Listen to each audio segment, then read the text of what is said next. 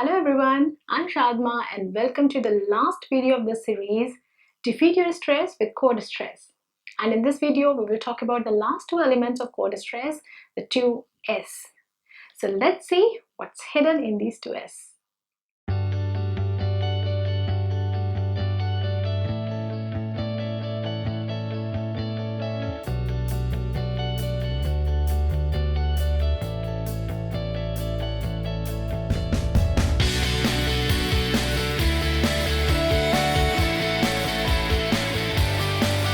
The first S here stands for Speak Up. Yes, you heard it right. Speak up. Now you must be thinking that most of the time people tell not to speak up, to avoid fights, arguments, and confrontations. But I would rather suggest that it's important to speak up. It's important to speak up what is there in your mind. And sometimes it's really important to speak up really loud and clear. Now, most of us, what we do, most of the times, if we find something unpleasant, unacceptable, even if we don't like something, we just avoid speaking it up. We just avoid telling it right in the face of the other person that we don't like it. And why we are doing this? Just in order to avoid any kind of arguments, any kind of fights, any kind of confrontations. But what happens as a consequence? Yes, that's true, that for time being, we are able to handle the situation. For time being, we are able to avoid any kind of confrontation. But have you ever thought, what happens in long term? People, they start taking your silence as your acceptance. So once you didn't speak up, they will expect you to be quiet and submissive every time. Every time you fall in the same unpleasant situation, they will accept you or expect you only when you are silent and submissive. Now that's okay for others because they are not getting any confrontations. But what about you? Have you ever thought what kind of damage this particular habit is doing to you, to your self-image, to your peace of mind? What kind of wars it is generating between your heart and mind? What kind of a struggle it is generating in your thoughts? And that's actually very detrimental and very devastating for you, for your self-worth and self-image. So that's why I strongly recommend that at times it's very important for you to speak up. To speak up what you like, what you don't like, what you admire, what you don't admire. It's very important for you to speak up if you really disagree with the viewpoint of some other person. And there's no harm in that. But yes, there's a difference between being assertive and being aggressive. You can argue. No, there's nothing wrong in this. But when you are arguing, make sure your argument is backed up by proper logic and facts. But it's very important to speak up. Silence sometimes keeps killing you from inside. And by the time you realize it, it's already very late for you to come out of the situation.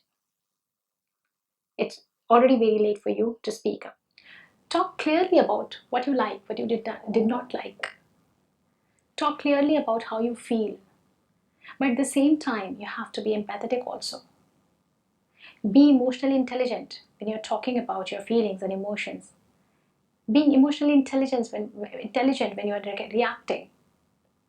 Because it's very important to understand how your words and your actions are impacting others around you as well. So speaking up is important, but at the same time, it is also important that how you are communicating your thoughts and your feelings in front of the other people. Another important point here is to speak about your internal rules, your moral values, your ethics. What is acceptable to you, what is not acceptable to you. Most of the time, it happens that we do not communicate our tolerance limits to people. And what happens? People, they start taking us for granted. And when this happens, it actually hurts us. So it's very important to communicate your tolerance limit to people around you. It's very important to communicate it loud and clear that what is acceptable to you, what is not acceptable to you. And there is nothing wrong in this. There is no harm in this. How much space do you need? What are your healthy boundaries? You need to communicate it to people around you. And it actually helps to improve your relationships with people, because the other person is also aware about your likes and dislikes and also your healthy boundaries. And similarly, you can also ask about the healthy boundaries of the other person, so that none of you are crossing your limits. This helps a lot to maintain good relationship, harmonized relationship between people.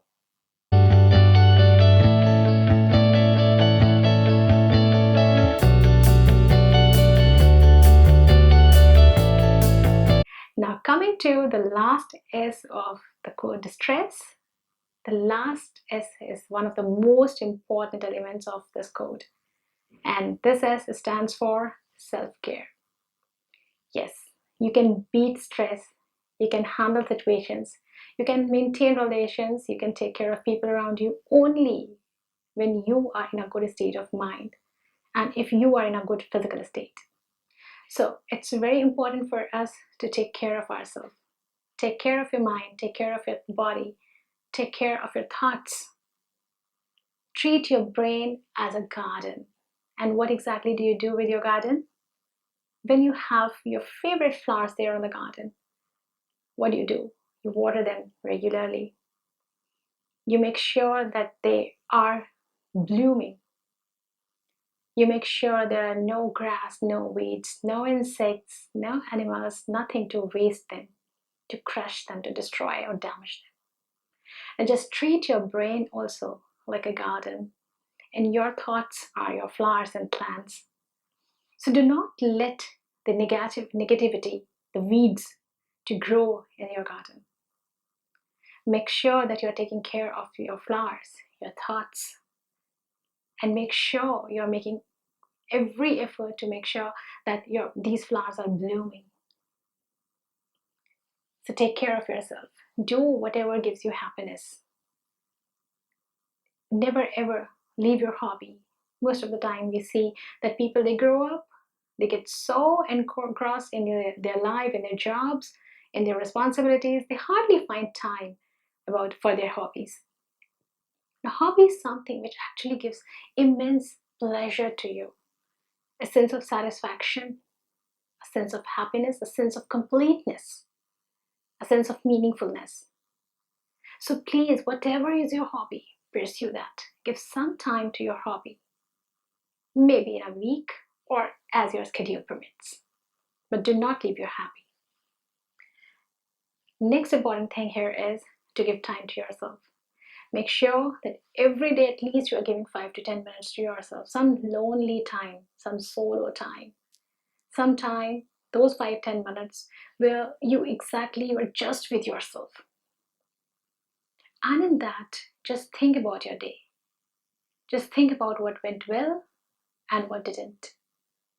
Think about what was good in this particular day and what was not so good.